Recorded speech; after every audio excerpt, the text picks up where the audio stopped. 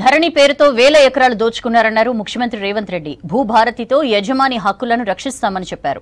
అర్హత లేని కంపెనీకి ధరణి నిర్వహణ బాధ్యతలు అప్పగించారన్న రేవంత్ క్రిమినల్ నేరగాళ్ల చేతిలో మన వివరాలుంచారని మండిపడ్డారు. అసైన్డ్ భూదాన్ భూములను అక్రమంగా ఎవరెవరికి కట్టబెట్టారో లెక్కలు తేల్చుతామని సభలో ప్రకటించారు. భూ యజమానుల హక్కులను కాపాడడం కోసమే భూభారతి చట్టం తెస్తున్నామన్నారు ముఖ్యమంత్రి రేవంత్ రెడ్డి. 2014లో కాగు తప్పుబట్టిన ధరణిని ప్రజలపై ఎందుకు రుద్దారో కేసీఆర్ చెప్పాలని నిలదీశారు. అనుభవం లేని I&LFS సంస్థకు ధరణి టెండర్లు ఎందుకు కట్టబెట్టారని ప్రశ్నించారు. ట్యాక్స్ హెవెన్ దేశాల కంపెనీల చేతిలో మన ధరణి పోర్టల్ పెట్టారన్నారు. కేంద్ర ప్రభుత్వ సంస్థ NICకి గాదే శ్రీధర్ రాజు సహకరించడం లేదని తెలిపారు.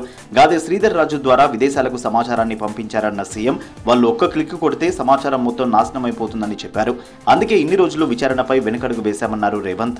చంద్రశేఖరరావు గారు వారి మెదడునంత రంగరించి ఒక అద్భుతాన్ని, ఒక అమృతాన్ని తీసి అమృతంలో నుంచి సృష్టించిన ధరణి వారి యొక్క ఆలోచన అనేది అయితే చెప్పిండో అది శుద్ధ తప్పు.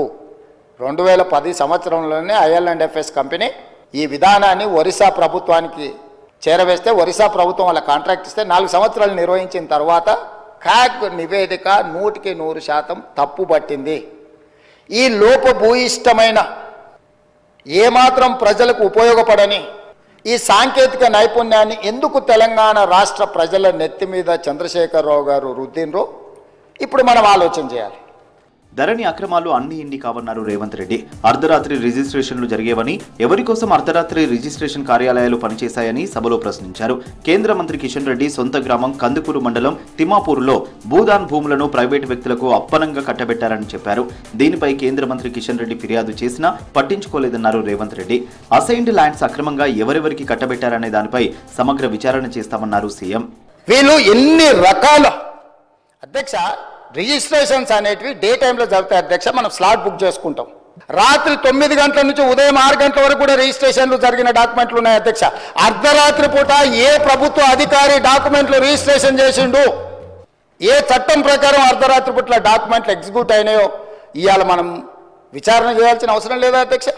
కిషన్ రెడ్డి గారి ఫిర్యాదును కూడా లెక్క చేయకుండా భూదాన్ భూములను మార్చి భూములను అమ్మేసి దాని వెనకాల ఉన్నది ఎవరో తేలాలి అధ్యక్ష. నేను వచ్చిన తర్వాత FIR చేయించిన అధ్యక్ష. ఫార్ములా ఈ రేస్ అవినీతిపై చర్చకు తాను ఎక్కడైనా సిద్ధమని అన్నారు ముఖ్యమంత్రి. అసెంబ్లీలోనైనా BRS పార్టీ ఆఫీసులోనైనా చర్చకు వస్తానన్నారు. FEO ప్రతినిధులు తనను కలిసినప్పుడే అసలు అవినీతి బయటపడిందని చెప్పారు. ఫార్ములా రేసులో 600 కోట్లు లూటీ జరిగేదని ముందే పసిగట్టి 55 కోట్ల దగ్గర కట్టడి చేశామన్నారు రేవంత్.